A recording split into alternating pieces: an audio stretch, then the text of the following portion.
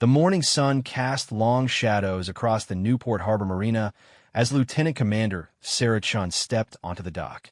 The salty air carried the familiar sounds of seagulls and gentle waves lapping against boat hulls.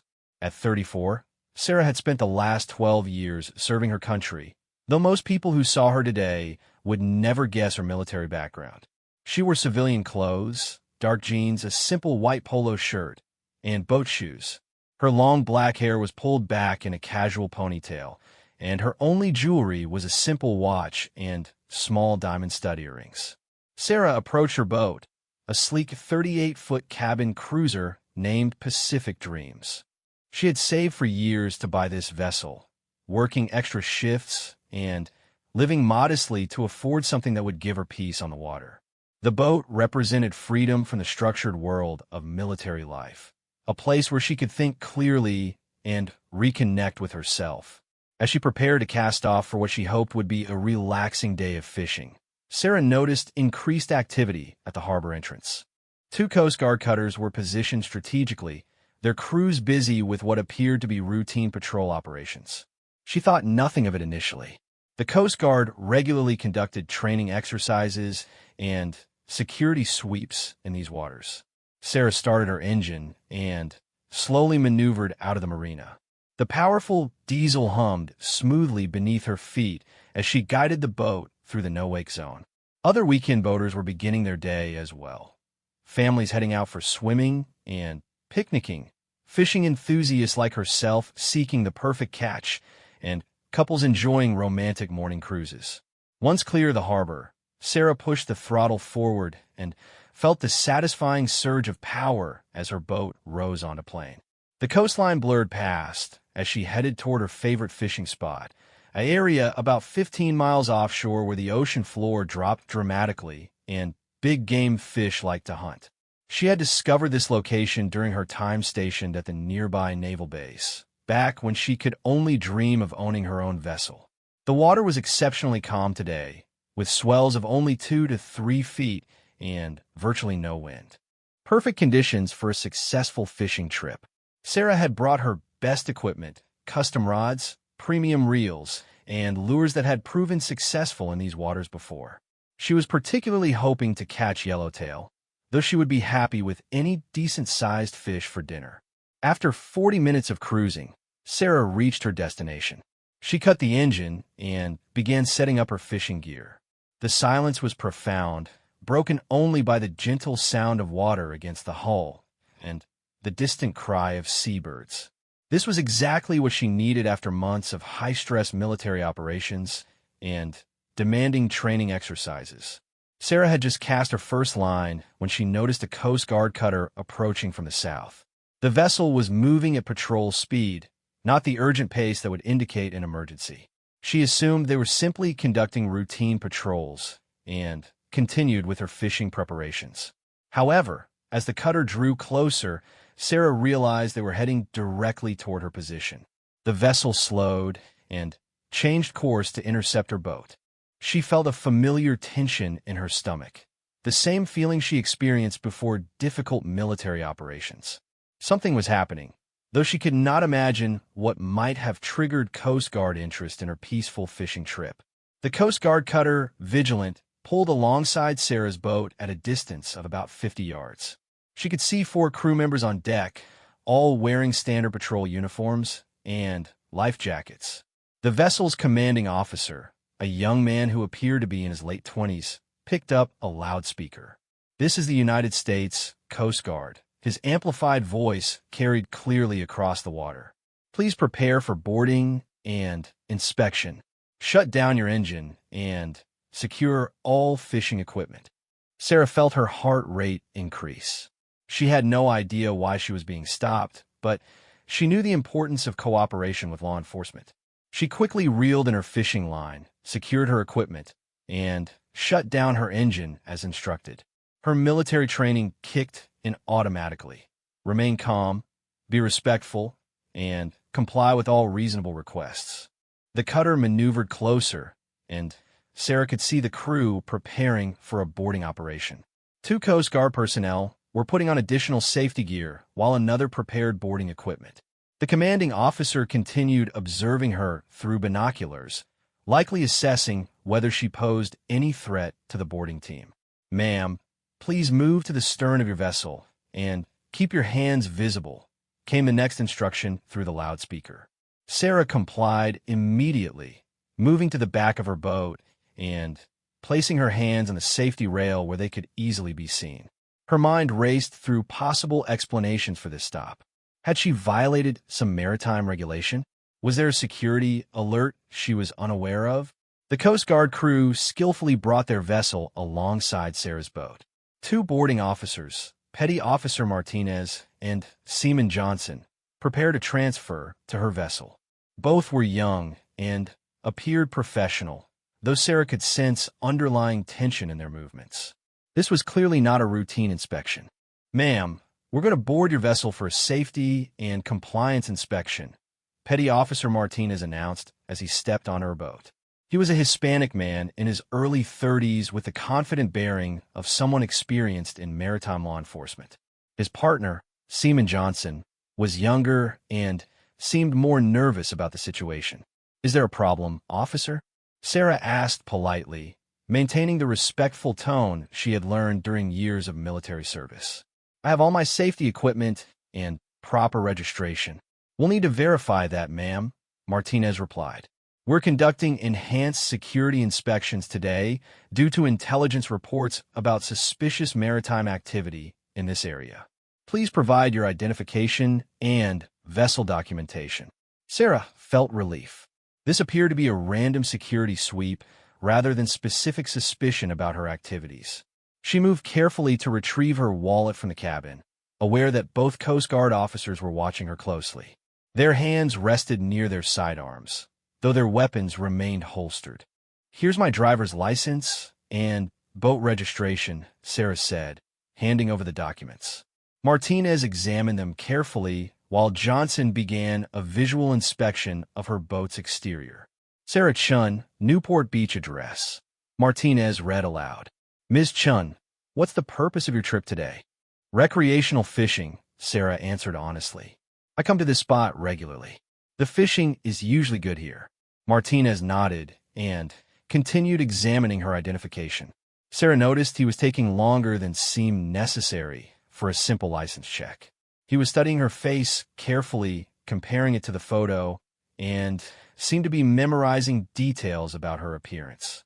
"Ma'am, we're going to need to conduct a more thorough inspection of your vessel," Martinez announced. "Please remain here while we search the cabin and storage areas." This request surprised Sarah. While Coast Guard officers had the authority to conduct such searches, they usually only did so when they suspected illegal activity. She had done nothing wrong and had no contraband aboard her boat. Still, she knew better than to object or make the situation more difficult. "Of course, officer," she replied. "Everything is unlocked. I have nothing to hide." Johnson began searching the cabin while Martinez continued observing Sarah. She remained calm, but her military instincts were telling her that something unusual was happening. The officer's behavior suggested they were looking for something specific, not just conducting a routine safety inspection. Inside the cabin, Johnson was conducting a thorough search. He opened storage compartments, examined the galley area, and checked behind cushions and panels. His search was professional but extensive, the kind typically associated with drug interdiction operations or security investigations. "Ma'am, do you have any weapons aboard this vessel?" Martinez asked. "No, sir," Sarah replied. "Just fishing equipment and normal boat supplies." Martinez nodded and spoke quietly into his radio, reporting their status to the cutter's commanding officer. Sarah caught fragments of the transmission, but could not make out specific details. She heard her name mentioned along with terms like negative findings and continuing search. 20 minutes passed as the Coast Guard officers methodically examined her boat. They checked the engine compartment, examined all storage areas, and even tested the fish finder and navigation equipment. Their search was incredibly thorough, far beyond what Sarah would have expected for a random inspection. During this time, Sarah noticed that the Coast Guard cutter had moved closer and Additional crew members were observing the boarding operation. Their attention seemed focused not just on her boat, but specifically on her. This realization increased her anxiety considerably. "Ms. Chun, we need you to answer some additional questions," Martinez said after completing the physical search. "Have you noticed any unusual maritime activity in this area recently?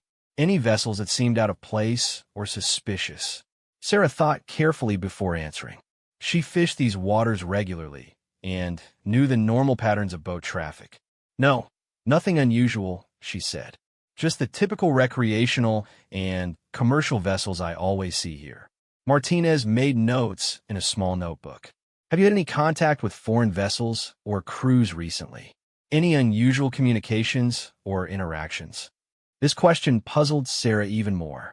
Why would the Coast Guard be asking about foreign contacts during what was supposed to be a routine inspection? "No, nothing like that," she answered. Johnson emerged from the cabin and shook his head slightly when Martinez looked at him questioningly. Apparently, they had found nothing of interest during their search. Sarah felt somewhat relieved, though she remained concerned about the unusual nature of this stop. "Ma'am, we're going to need to verify some information about you," Martinez said. "Please remain here while we run additional checks." Sarah watched as Martinez returned to the Coast Guard cutter to consult with his commanding officer. She could see them engaged in animated discussion, with frequent glances in her direction. Something about her or her boat had triggered significant interest, though she could not imagine what. Seaman Johnson remained aboard her boat, maintaining polite but watchful supervision. He seemed uncomfortable with the situation and avoided making eye contact with Sarah. His nervousness suggested that even he was not entirely sure why they were conducting such an extensive inspection. 15 minutes later, Martinez returned with a different expression on his face. He appeared more serious, almost suspicious. Sarah realized that whatever information they had discovered during their checks had changed the nature of this encounter significantly. "Ms. Chun, we need to ask you some questions about your background and recent activities," Martinez said in a more formal tone. "Please understand that we're investigating potential national security issues in this area." Sarah felt her stomach tighten. National security issues? What could they possibly suspect her of? She was a decorated military officer with the highest security clearances. The irony of being investigated for national security concerns was almost overwhelming. "I'm happy to answer any questions, officer," Sarah replied, maintaining her cooperative attitude despite growing concern about the direction of this encounter. "What's your occupation, ma'am?" Martinez asked, though Sarah suspected he already knew the answer from their background checks. "I work for the federal government," Sarah answered truthfully, though she avoided mentioning her military service specifically. Her current assignment involved classified operations that she could not discuss with unauthorized personnel. Martinez made another note. "Can you be more specific about your government employment?" Sarah hesitated. Her work required security clearances and involved sensitive operations that she was not permitted to discuss. However, she also realized that being evasive might make the Coast Guard officers more suspicious. "I work in a capacity that requires security clearances," she said carefully. "I'm not able to discuss specific details of my duties." This answer clearly interested Martinez considerably. He exchanged glances with Johnson and spoke again into his radio. Sarah could hear him requesting additional guidance from his commanding officer regarding how to proceed with someone claiming government employment requiring security clearances. The situation was becoming increasingly complex, and Sarah realized she needed to consider whether to reveal her military status. Doing so might resolve the Coast Guard's concerns quickly, but it would also raise questions about why a military officer was being subjected to this kind of investigation in the first place. As she waited for Martinez to receive instructions from his commanding officer, Sarah reflected on the strange turn her peaceful fishing trip had taken. She had awoken that morning looking forward to a relaxing day on the water, never imagining she would find herself the subject of what appeared to be a national security investigation. The morning sun was climbing higher, and the ocean remained calm around them. Other boats were visible in the distance, their occupants probably enjoying normal recreational activities without Coast Guard interference. Sarah wondered what had made her boat a target for this level of scrutiny. Martinez finished his radio conversation and approached her with an expression that suggested the situation was about to become even more complicated. Whatever instructions he had received from his commanding officer had clearly escalated rather than resolved the encounter. "Ms. Chun," he said formally, "we're going to need you to accompany us back to shore for additional questioning. Please gather any personal items you need and prepare to transfer to our vessel." Sarah felt shock wash over her. They were essentially detaining her, though Martinez had not used those specific words. This had gone far beyond a simple boat inspection and had become something much more serious. She realized she was facing a situation that could have significant implications for both her military career and personal life. "Am I under arrest, officer?" she asked directly. "No, ma'am," Martinez replied. "But we need to resolve some questions about your activities and background before you can continue your recreational boating. Please cooperate with us, and we'll get this sorted out as quickly as possible." Sarah knew she had little choice but to comply. Resisting or arguing would only make the situation worse. However, she also realized that the time had come to reveal her military status, and hoped that it would clarify rather than complicate matters further. As she gathered her personal belongings from the cabin, Sarah made a decision that would change everything about this encounter. She would show the Coast Guard officers exactly who they were dealing with, and hoped that her military credentials would resolve whatever misunderstanding had led to this situation. The morning that had started so peacefully was about to take a dramatic turn that none of them could have anticipated. Sarah descended into her boat's cabin to gather her personal belongings, her mind racing with the implications of being asked to accompany the Coast Guard back to shore. She moved deliberately, aware that both officers were watching her every movement through the cabin windows. Her hands trembled slightly as she reached for her purse, not from fear, but from the adrenaline that came with making a decision that could change everything. Inside her wallet, alongside her driver's license and credit cards, was her military identification card. The small plastic card bore her photograph, rank, and the official seal that would immediately identify her as Lieutenant Commander Sarah Chun, United States Navy. She had carried this card for over a decade, but had never imagined using it in circumstances like these. Sarah paused for a moment, holding the military ID in her hand. Once she revealed her true identity and rank, there would be no going back.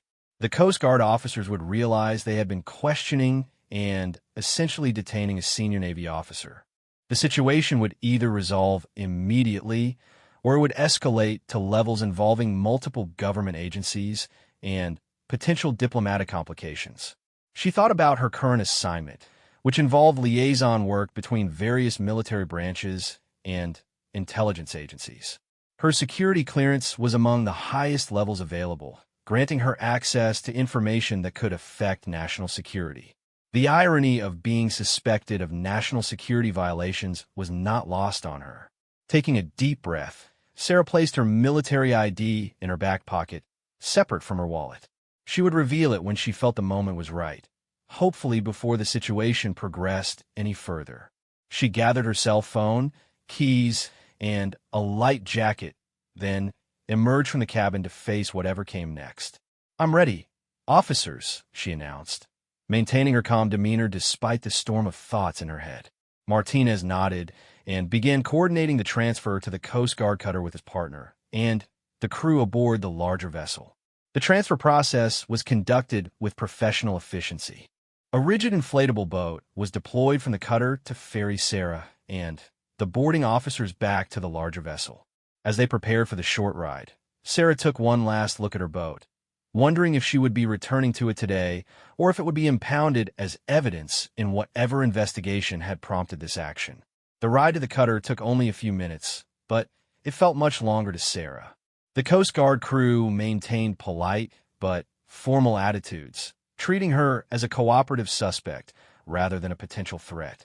She appreciated their professionalism, even as she grew increasingly concerned about the implications of this situation for her military career.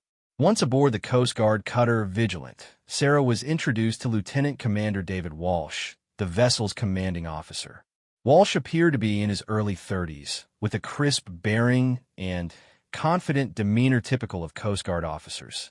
His initial expression was serious, but not hostile as he assessed the woman his crew had brought aboard.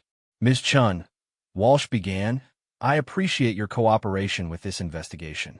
I'm sure you're wondering why we've asked you to come aboard, and I'll do my best to explain the situation." Sarah nodded, waiting to hear what had triggered such extensive attention to her peaceful fishing trip. She remained standing, as no one had offered her a seat, and kept her hands visible and relaxed at her sides.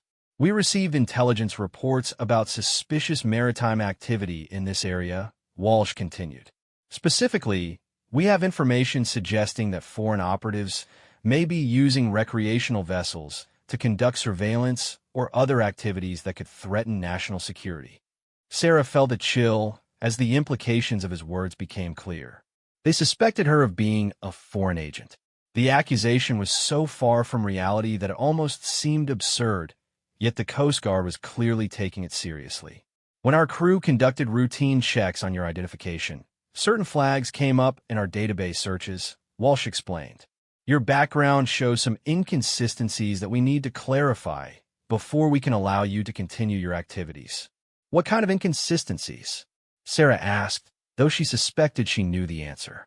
Her military service often created complications in background checks, especially when civilian databases try to verify information about personnel with high security clearances. "Your employment history shows gaps that we cannot verify through normal channels," Walsh said. "Your tax records indicate federal employment, but the specific agency and duties are not listed in any database we can access. This type of pattern is consistent with foreign operatives who establish deep cover identities." Sarah realized that her legitimate security clearances and classified assignments were actually making her appear more suspicious to the Coast Guard investigators. The very secrecy that protected her military work was now being interpreted as evidence of possible espionage activities. Additionally, Walsh continued, "Your boat registration and financial records show that you purchased an expensive vessel on what appears to be a modest government salary. The funding sources for this purchase are not clear from the available records." Sarah understood now why they were suspicious. Her boat had indeed been expensive, purchased with savings accumulated over years of military service and combat pay from deployments.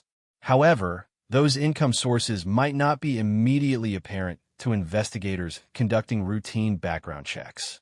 "Lieutenant Commander Walsh," Sarah began, deciding that the time had come to reveal her true identity. The formal use of his rank caused him to look at her more closely, noting that she had correctly identified his rank despite not being introduced with that information. "I need to show you something that will clarify this situation," she continued, reaching slowly for her back pocket. Both Martinez and Johnson tensed slightly at her movement, but Walsh gestured for them to remain calm. Sarah withdrew her military identification card and held it out for Walsh to examine. "I'm Lieutenant Commander Sarah Chun, United States Navy," she said clearly. "I think there's been a significant misunderstanding." Walsh took the ID card with an expression of surprise that quickly changed to concern. He examined it carefully, noting the official seals, security features, and Sarah's photograph.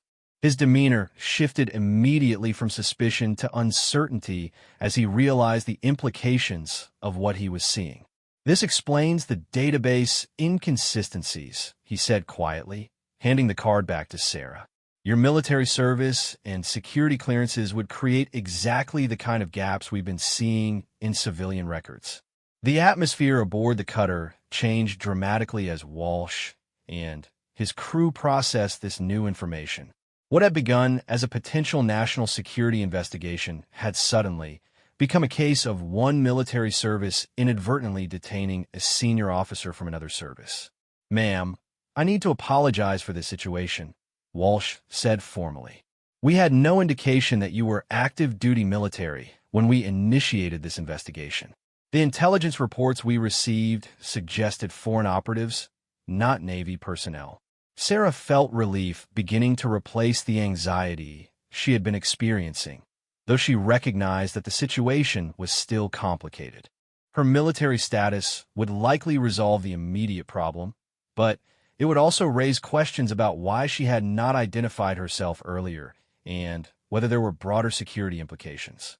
Lieutenant Commander Walsh, I understand that you were following proper procedures based on the information available to you, Sarah replied diplomatically.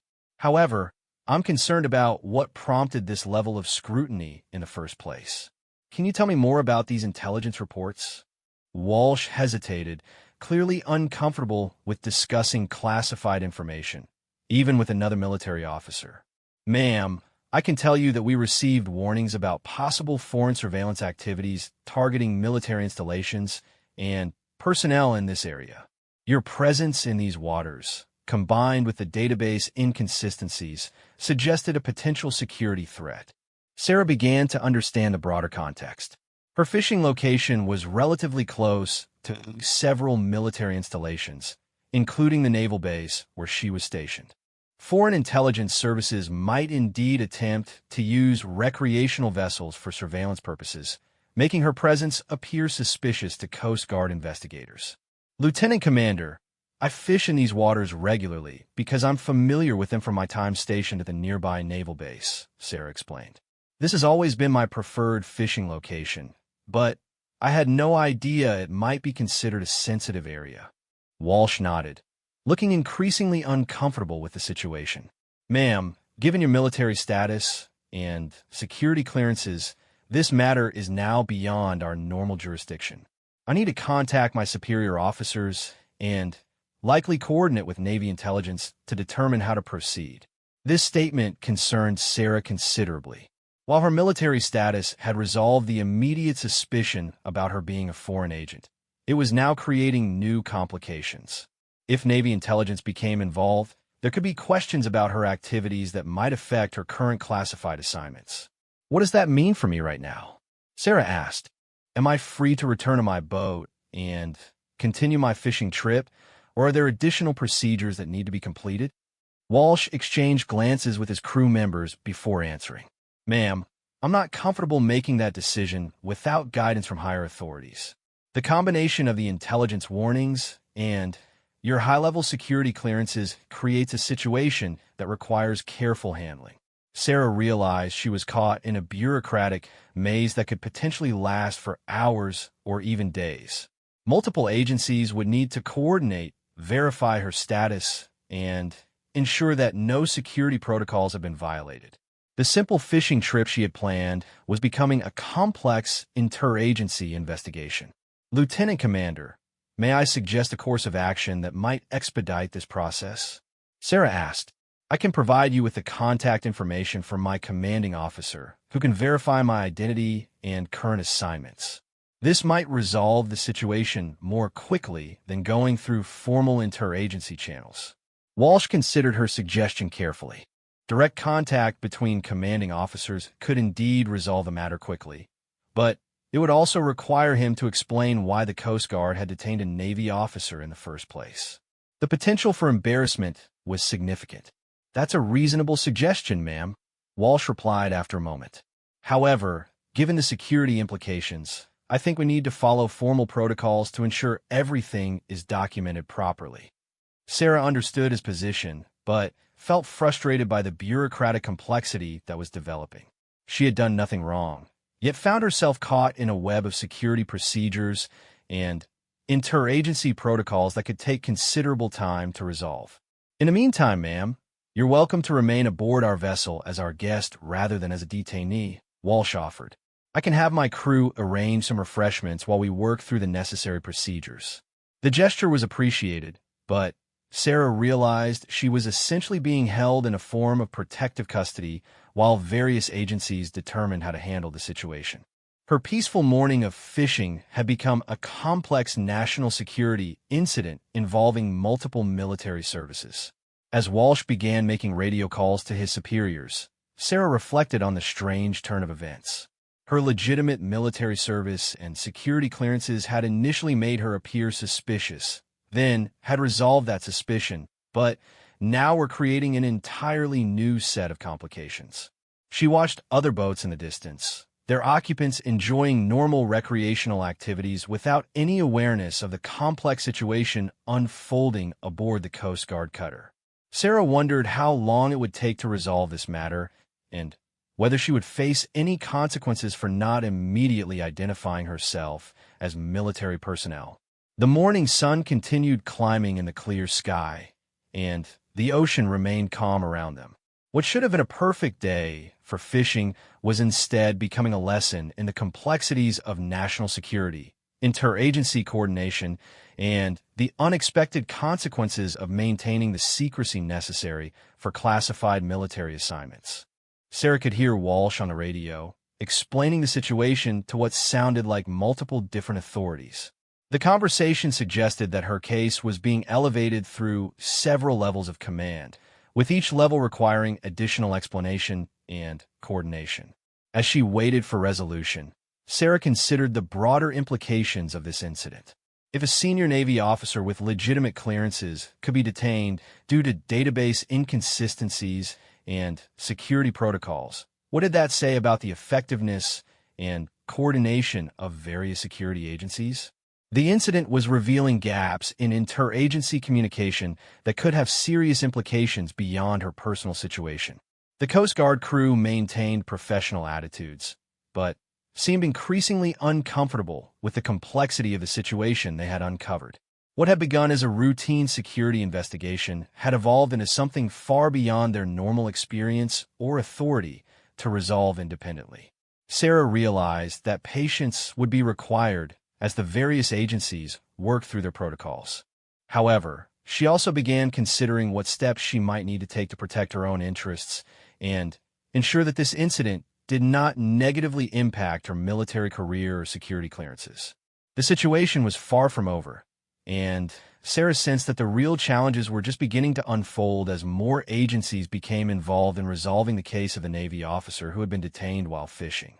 Lieutenant Commander Walsh's radio conversations were becoming increasingly complex as the morning progressed.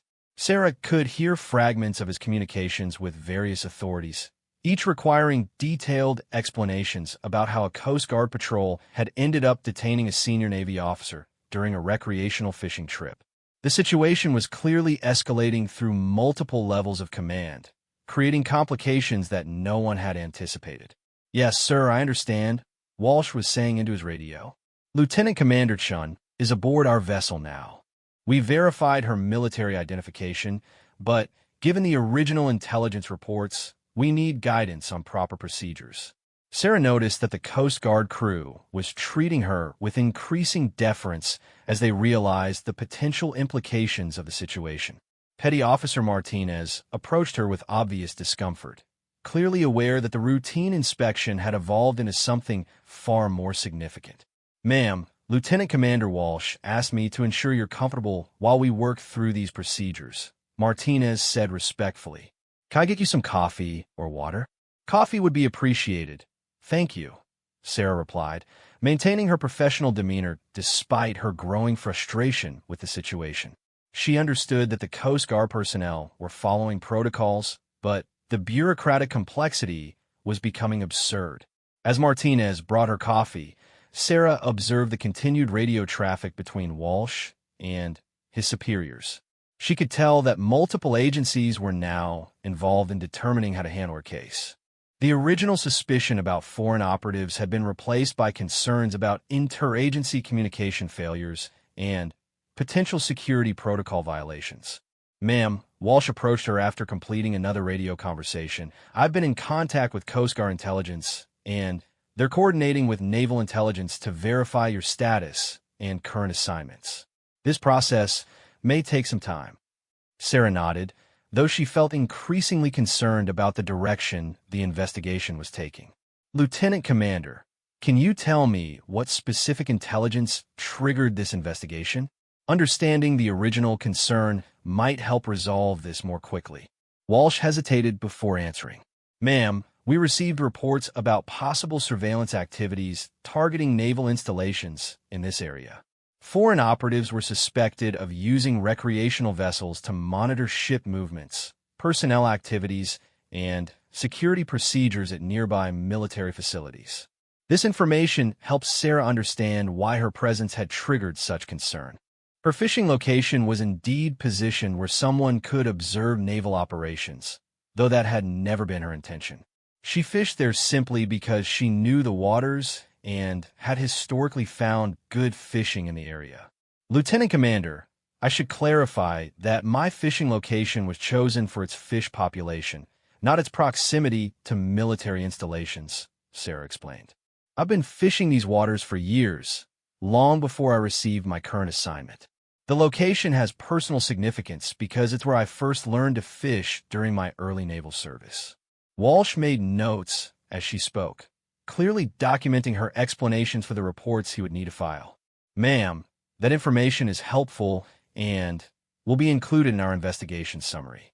However, the situation has become more complex due to the high level of your security clearances. Sarah felt a growing sense of unease. Her security clearances, which normally facilitated her work, were now creating additional complications. What specific concerns do my clearances raise in this situation? Ma'am, personnel with your level of access are subject to additional security protocols, Walsh explained. Any incident involving such personnel, even seemingly innocent ones like this, require extensive investigation to ensure no security compromises have occurred. Sarah realized that her case was being treated not just as a case of mistaken identity, but as a potential security incident that could have broader implications. The bureaucratic machinery was now in motion, and stopping it would require significant effort from multiple agencies. A new voice crackled over Walsh's radio, speaking with the authority of someone from a much higher command level. Sarah could not hear the specific words, but Walsh's responses indicated he was receiving detailed instructions about how to proceed with her case. Yes, sir, understood, Walsh said into his radio. We'll maintain current status until the investigation team arrives. Lieutenant Commander Chun will remain aboard as a material witness rather than a suspect. The phrase material witness concerned Sarah considerably. While it was better than being considered a suspect, it suggested that she would be required to participate in extensive debriefing and investigation procedures. Her simple fishing trip was becoming a significant incident with potential career implications. Ma'am, Walsh addressed her after completing his radio communication. I've received orders to maintain our current position until a joint investigation team arrives. This team will include representatives from Coast Guard Intelligence, Naval Intelligence, and possibly other agencies. Sarah felt her heart sink. A joint investigation team meant that this situation was being treated as a serious security incident rather than a simple misunderstanding. Multiple agencies would now be involved in examining every aspect of her activities, background, and current assignments. How long is this likely to take? Sarah asked, though she suspected the answer would not be encouraging. The investigation team is being assembled now and should arrive within the next few hours, Walsh replied. Ma'am, I want you to know that you're not being accused of any wrongdoing. However, the combination of the intelligence reports and your high-level clearances has created a situation that requires thorough investigation. Sarah appreciated Walsh's attempt to reassure her, but she understood the realities of security investigations. Even when personnel were cleared of any wrongdoing, the investigation process itself could have lasting effects on their careers and future assignments. The mere fact of being involved in a security incident would become part of her permanent record. As the morning progressed, Sarah found herself in the surreal position of being detained aboard a Coast Guard cutter while enjoying beautiful weather and calm seas. Other recreational boaters continued their normal activities in the distance, unaware of the complex security investigation unfolding nearby. The Coast Guard crew maintained professional attitudes, but Sarah could sense their discomfort with the situation. They had conducted what they thought was a routine inspection, only to discover they had detained a senior military officer with high-level security clearances. The potential for embarrassment and career implications was significant for everyone involved. Ma'am, Seaman Johnson approached her hesitantly. Lieutenant Commander Walsh asked me to check if you need anything else while we wait for the investigation team. I'm fine, thank you, Sarah replied. though she was far from fine. Her mind was racing through the potential implications of this incident for her current assignments and future career prospects. She was also concerned about her boat, which remained anchored at her fishing location without supervision. Walsh seemed to read her thoughts. "Ma'am, don't worry about your vessel. We have a crew monitoring it to ensure its security. Once this situation is resolved, you'll be able to return to it." Sarah nodded gratefully, though she wondered what condition her boat would be in after being searched and monitored by Coast Guard personnel for an extended period. More importantly, she was beginning to worry about her current military assignments and whether this incident would affect her security clearances or duty status. The radio traffic continued as various agencies coordinated their response to the situation. Sarah could hear references to classified databases, security protocols, and interagency coordination procedures. The bureaucratic complexity was expanding with each passing hour, drawing more organizations into what had started as a simple boat inspection. "Lieutenant Commander Chun," Walsh addressed her formally, "I've been asked to inform you that you have the right to contact your commanding officer to inform them of this situation. Given the security implications, all communications will need to be monitored, but you're entitled to legal representation and command notification." This offer both relieved and concerned Sarah. On one hand, involving her commanding officer might help resolve the situation more quickly. On the other hand, it would mean that her superiors would learn about this incident, potentially affecting her standing and future assignments even if she was ultimately cleared of any wrongdoing. "I appreciate that option, Lieutenant Commander," Sarah replied carefully. "May I have some time to consider how best to proceed?" Walsh nodded. "Of course, ma'am. Take whatever time you need. The investigation team won't arrive for at least another hour, so there's no immediate pressure to make that decision." Sarah used this time to carefully consider her options. She could contact her commanding officer, which might expedite resolution, but would also ensure that the incident became part of her official record. Alternatively, she could wait for the investigation team and hope that they would conclude quickly that no security violations had occurred. As she weighed these options, Sarah reflected on the ironic nature of her situation. She had spent years serving her country with distinction, maintaining the highest security standards and protecting classified information. Now, those very credentials were creating suspicions and complications that threatened to damage her career and reputation. The investigation was revealing significant flaws in interagency coordination and communication.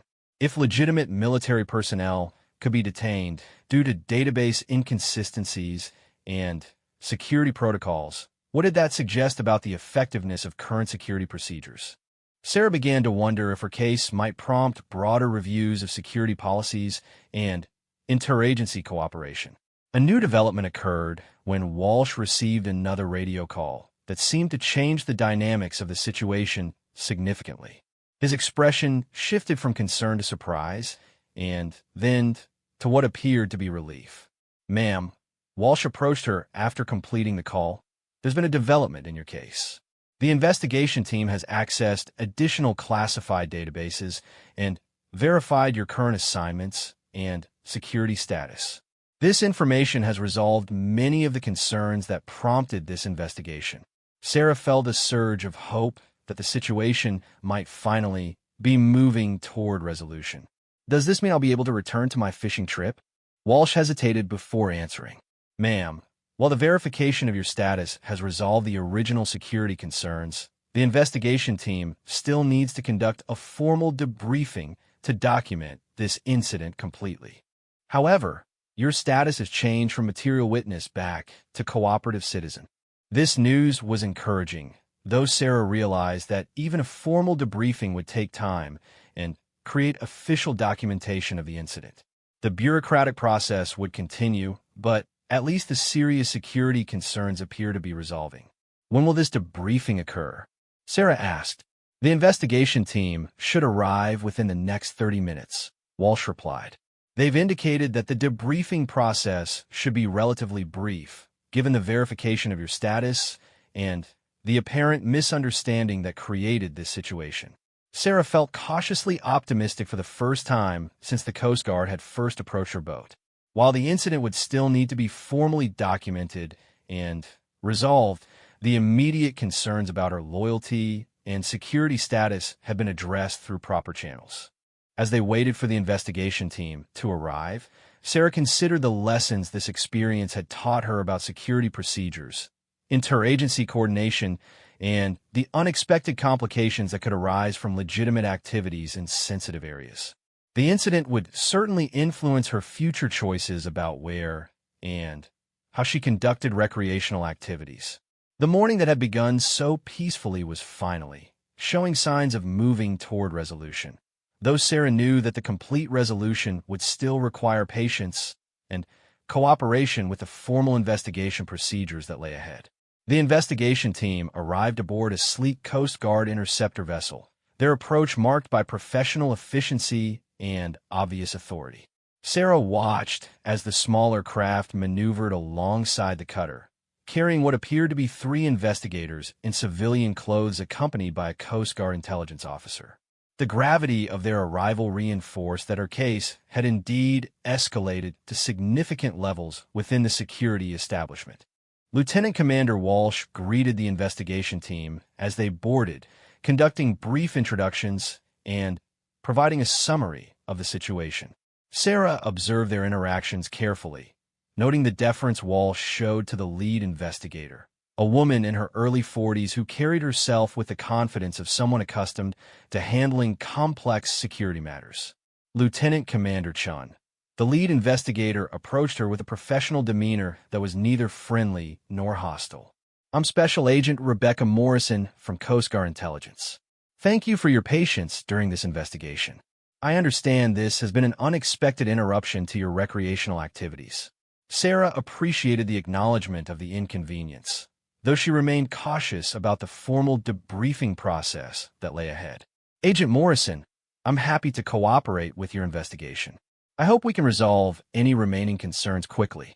"That's our goal as well," Morrison replied. "Based on our preliminary review of your security status and current assignments, we've been able to clarify most of the issues that prompted this investigation. However, we do need to conduct a formal interview to document the incident completely." Morrison gestured toward a table that had been set up on the cutter's deck, equipped with recording equipment and several file folders. The setup suggested that the debriefing would be thorough and officially documented, creating a permanent record of the incident and her responses. "Before we begin," Morrison continued, "I want to clarify your status.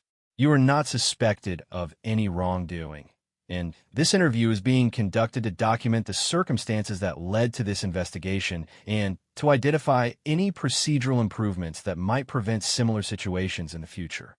This explanation relieved some of Sarah's anxiety, though she remained aware that even exonerating investigations could have professional consequences if not handled carefully. She took a seat at the table, noting that the recording equipment was being activated and that multiple investigators were preparing to participate in the interview. "Let's begin with your activities today," Morrison said, consulting her notes. "Can you describe your plans for this fishing trip and how you selected this particular location?" Sarah provided a detailed account of her morning routine, her decision to go fishing, and her reasons for choosing that specific location. She explained her history with the area, her familiarity with the waters from her naval service, and her regular recreational use of the location over several years. Morrison took careful notes while asking follow-up questions about Sarah's fishing activities, boat ownership, and familiarity with the area. The questions were professional and thorough, but not accusatory. Sarah began to sense that the investigation team was indeed focusing on procedural issues rather than suspicions about her conduct. "Lieutenant Commander, can you help us understand why your background checks revealed the inconsistencies that triggered this investigation?" Morrison asked. "Specifically, the gaps in your employment history and the funding sources for your boat purchase?" Sarah explained how her classified assignments and security clearances created gaps in civilian databases, making her employment history appear incomplete to investigators without appropriate access. She also detailed how her boat purchase had been funded through legitimate savings accumulated during years of military service, including combat pay and deployment allowances that might not be immediately apparent in standard financial reviews. This information is very helpful, Morrison said, making additional notes. It appears that the database limitations and interagency communication gaps were the primary factors that created suspicion in your case. Your actual background and activities are completely consistent with your military service and security status. A second investigator, introduced as Agent Thompson for Naval Intelligence, joined the questioning. His presence indicated that the Navy was ensuring their interests were protected in the resolution of this incident.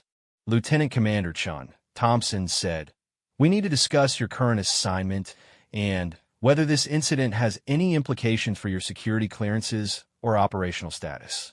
Can you provide us with your commanding officer's contact information for verification purposes?"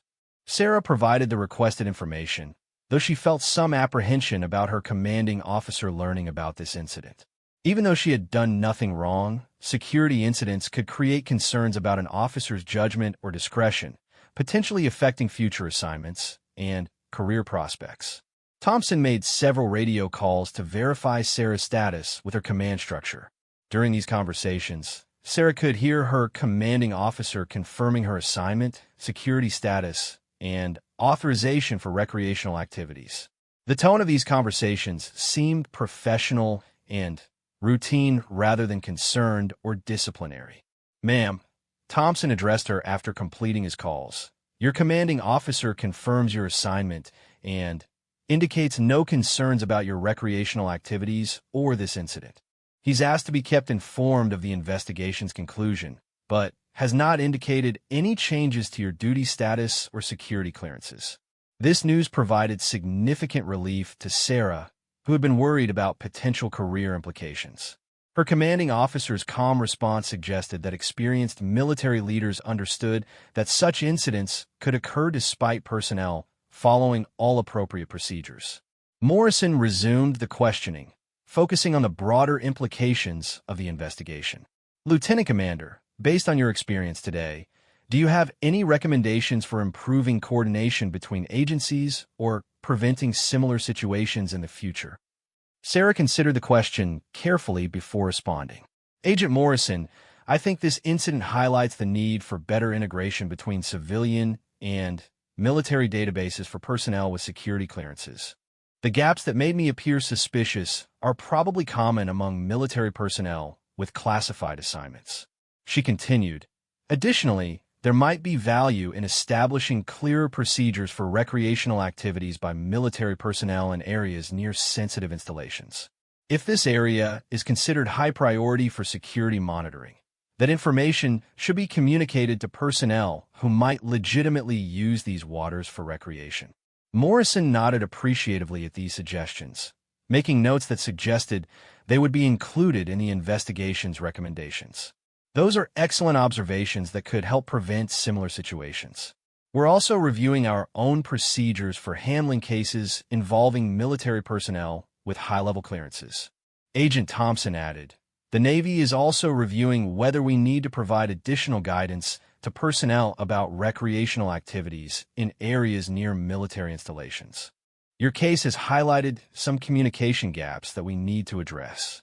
The formal interview continued for another 30 minutes, covering details about the Coast Guard's investigation procedures, the database searches that have been conducted, and the interagency coordination that had been required to resolve the situation. Sarah answered all questions thoroughly, maintaining her cooperative attitude throughout the process. "Lieutenant Commander Chun," Morrison finally said, "we're prepared to conclude this investigation. Based on our review, we've determined that this incident resulted from database limitations and interagency communication issues rather than any problematic activity on your part. You are free to return to your recreational activities." Sarah felt overwhelming relief at these words, though she remained curious about the broader implications of the investigation. "Will this incident have any impact on my security clearances or military record?" "No negative impact is anticipated," Thompson replied. The incident will be documented as a case study for improving interagency procedures, but your security status and military record will not be affected. Your cooperation and professionalism throughout this investigation have been exemplary. Morrison added, "We do recommend that you inform your commanding officer about this incident when you return to duty, though Agent Thompson has already provided preliminary notification. Transparency about security incidents, even resolved ones, is important for maintaining trust and ensuring proper documentation." Sarah agreed to this recommendation, understanding that open communication with her command structure was essential for maintaining her security status and professional reputation. The incident had reinforced the importance of transparency and proper procedures in all security-related matters. As the investigation team prepared to depart, Morrison offered some final guidance. "Lieutenant Commander, while you're free to continue recreational fishing in these waters, you might consider varying your locations occasionally. Repeated presence in areas near sensitive installations, even for legitimate purposes, could trigger future security attention." This suggestion made sense to Sarah, who realized that her pattern of fishing in the same location might have contributed to the security concerns. She would need to balance her preference for familiar fishing grounds with the security implications of regular presence near military installations. The investigation team departed as efficiently as they had arrived, leaving behind detailed documentation of the incident and recommendations for procedural improvements. Lieutenant Commander Walsh approached Sarah as the investigator's vessel disappeared in the distance. "Ma'am, I want to personally apologize for the inconvenience this investigation has caused," Walsh said sincerely. "My crew and I were following proper procedures based on the information available to us, but I understand that this has significantly disrupted your day." Sarah appreciated his professionalism and courtesy. "Lieutenant Commander Walsh, you and your crew handled this situation with complete professionalism. I understand that you were responding to legitimate security concerns, and I appreciate the respectful way you conducted the investigation." Walsh seemed relieved by her understanding attitude. "Ma'am, we'll escort you back to your vessel and ensure that everything is in proper order. Again, thank you for your patience and cooperation throughout this process." The ride back to Sarah's boat gave her time to reflect on the extraordinary events of the day. What had begun as a simple fishing trip had evolved into a complex security investigation involving multiple agencies and significant bureaucratic procedures. The experience had been stressful and inconvenient, but it had also provided valuable insights into security procedures and interagency coordination. When they reached her boat, Sarah was pleased to find it exactly as she had left it. The Coast Guard crew that had been monitoring it reported no problems and had taken care to ensure that her equipment remained secure and undisturbed during her absence. As the Coast Guard vessels departed, Sarah found herself alone on the calm ocean once again. The sun was now high overhead, and the fishing conditions remained excellent. However, her enthusiasm for fishing had been somewhat dampened by the morning's events, and she decided to return ashore earlier than originally planned. During the cruise back to the marina, Sarah considered the lessons learned from this unusual experience.